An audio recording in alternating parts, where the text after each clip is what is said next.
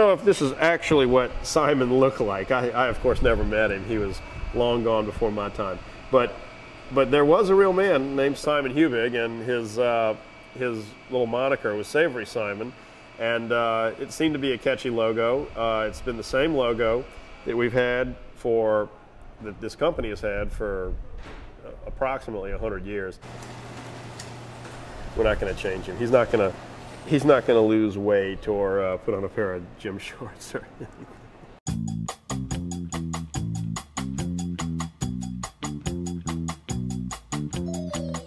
What are our favorite flavors? What are our most popular flavors? Apple and lemon are neck and neck for number 1 and 2, except for when we introduce a new flavor, a seasonal flavor. Usually that new flavor hits very hard. We don't do some of the more expensive berries or cherries or things like that year-round.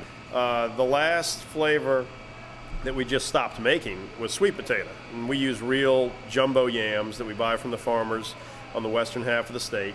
We boil them up and peel them and turn them into a sweet potato pie in the morning. We don't use canned sweet potato. So when the crop dries up, we discontinue that product for this year. But we'll bring it back as soon as the weather turns cool and the crop comes back.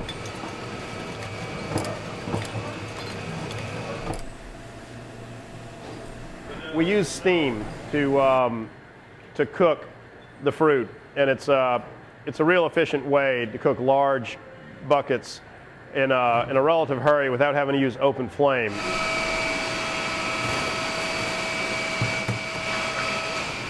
Right now, I'm mixing the apple seed, cut up apples, and liquid sugar, starch resistant, and we have the sugar, cinnamon, salt, and resistant again.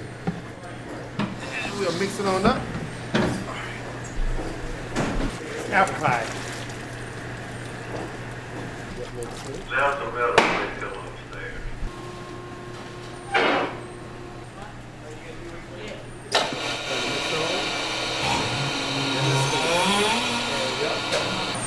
Here's our small pie operation. We put dough into one side. It goes through a series of rollers. Joe is checking the thickness of the dough. It comes out in a uniform sheet. We deposit the fruit, which the fruit should be timed with the cutting head right there so that there's very little waste in the rerun of the next batch of dough. The dough flops over and goes under the cutting wheel. The cutting wheel is the same cutting wheel we've had. So that I don't exaggerate, I'll only say that we've had it for 75 years. What always tickles me is I meet some old timers that say that the pies used to be bigger when they were a kid, and it's assuredly not. It's the same pie, the same exact machine, the same exact method, same formulas for generations now.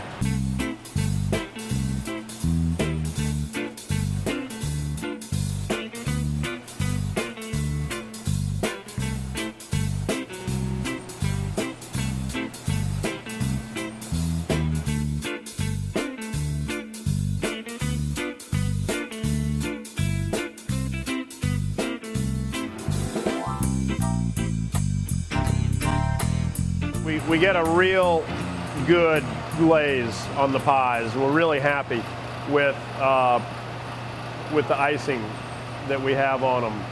And that's actually not an easy thing to do in New Orleans, particularly in the summer. The carousel here will go up about every 10, 12, maybe 15 minutes if we need to slow it down.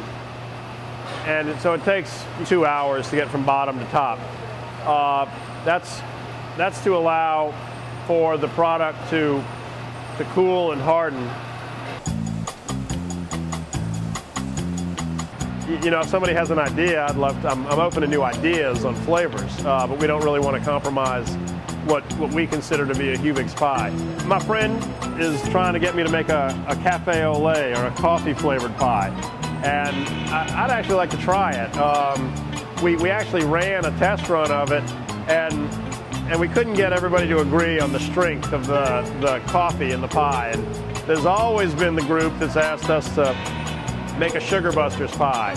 make a diabetic-friendly pie, make a low-fat pie. And we honestly could make that, but I don't know if we would want to wrap it as a Hubig's pie. We would probably want to market it as a piece of cardboard, styrofoam, hockey puck or something, but we wouldn't really want it to be our pie if it didn't taste as delicious as we think ours do.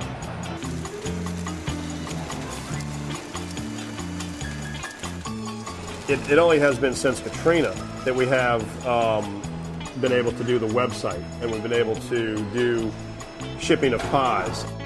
They're extremely fragile, they're extremely perishable, but we ship a lot of them out, and the people who receive them are pretty happy to get them. But I guess we all know that former New Orleanians living in wherever appreciate a little bit of home whenever they can get it.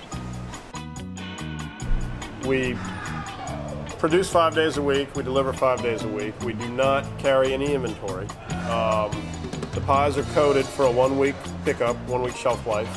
We buy them back and give the shopkeepers 100% credit for the out-of-code product.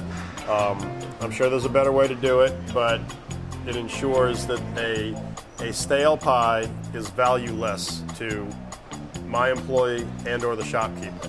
And it's not a complicated business model. You know, if you can't sell it fresh, you're certainly not going to be able to sell it stale. We've been doing that for generations, and there is no real new and improved. There is no new Hubig's pie coming. So it's a formula that seems to work. People enjoy our product, so we're happy to keep making it.